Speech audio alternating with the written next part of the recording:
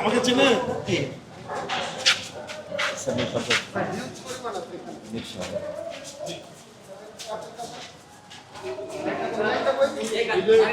স্বচ্ছ পানি এখানে রাখছে। ভাই দেখেন ডেঙ্গু আর চিকুনগুনিয়া লার্ভা দেখেন। ভাই দেখেন দেখেন চোখে পড়তেছে। এগুলো তো কালকেই এই মশা হিসেবে জন্ম নিবে এবং আপনাদের বাসায় গিয়ে সবাই ক্ষতি হবে। স্যার বেসমেন্টে স্যার স্বচ্ছ পানি কিন্তু স্যার এই মোবাইল পিছনে লাইটটা এই মোবাইলটা বন্ধ মোবাইল একটু বন্ধ করেন না এই যে স্যার ছবিটা তুলেন না ভাবে আপনাদের ইয়ে কি এখানকার দায়িত্বে কি আছে? ডাকেন তাকে ম্যানেজার বা কেয়ারটেকারকে। কই যান আপনি? আপনি নিয়ে আসবেন কেন? ডাক দেন।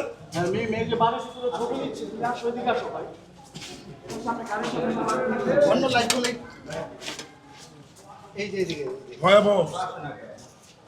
স্যার এই যে গাড়িগুলো স্যার ওয়াশ করে না স্যার এর পরিচ্ছন্ন পানি এইটাই স্যার জমে থাকে।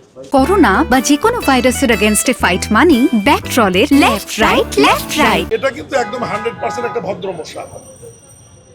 এর লার্ভাগুলি এবং উৎপত্তি স্থল কিন্তু ভদ্র এলাকাতেই বেশি হয়। একদম বেশি অপরিষ্কার জায়গায় এরা কখনো থাকবে না এবং জন্ম নেবে না।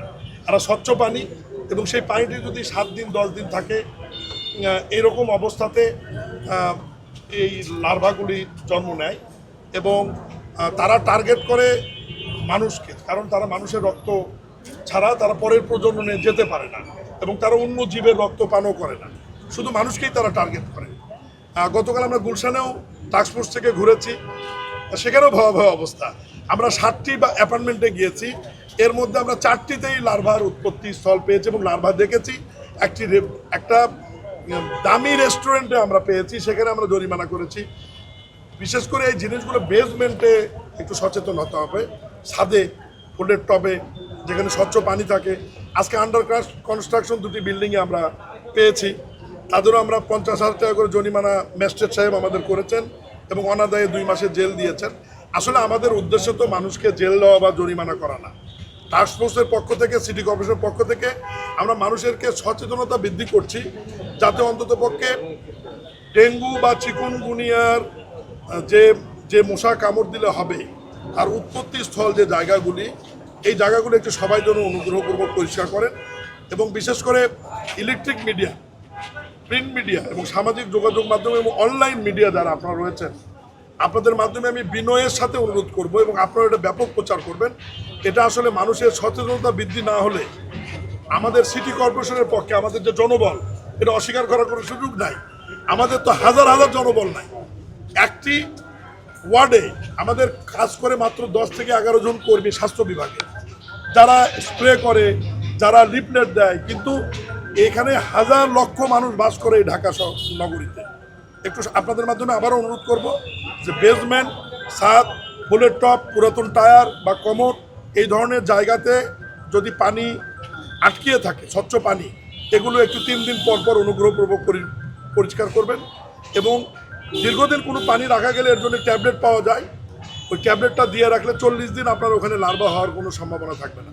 আমি আপনাদের মাধ্যমে আবারও বিনয়ের সাথে আমি নগরবাসীর সহযোগিতা কামনা করি, বিশেষ করে অ্যাপার্টমেন্টগুলো যেখানে ভদ্রলোকেরা বসবাস করেন তাদের সহযোগিতা বেশি কামনা করি। এবং এই অ্যাপার্টমেন্টে বসবাসকারী একজন ভদ্রলোক মিস্টার মনির সাহেব, ওনাকে সাথে নিয়ে আমরা বেসমেন্টে গিয়েছি। উনি নিজে চোখে যা দেখেছে উনি নিজেই বলবেন, কারণ এটা ওনার জন্যই সবচেয়ে ক্ষতিকারক। বলেন, আপনি বলেন। বেসমেন্টের নিচে আপনার গাড়ি পার্কিং এর পানি জমে আছে এবং সেখানে আমাদের এই মাননীয় প্রতিমন্ত্রী মহোদয়ের সাথে যে টিম আসছে তারা পরীক্ষা করে দেখছে যে ডেঙ্গু এবং চিকুনগুনিয়ার যে জীবাণু থাকে লাভাটা দেখা গেছে।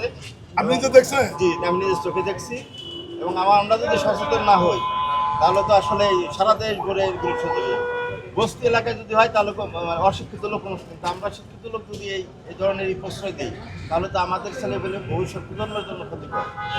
শুধুমাত্র সরকারের ক্ষতিকর ক্ষতির কথা বলে তারা করছে না এটা বলে লাভ নেই, আমাদেরও সচেতন হতে হবে।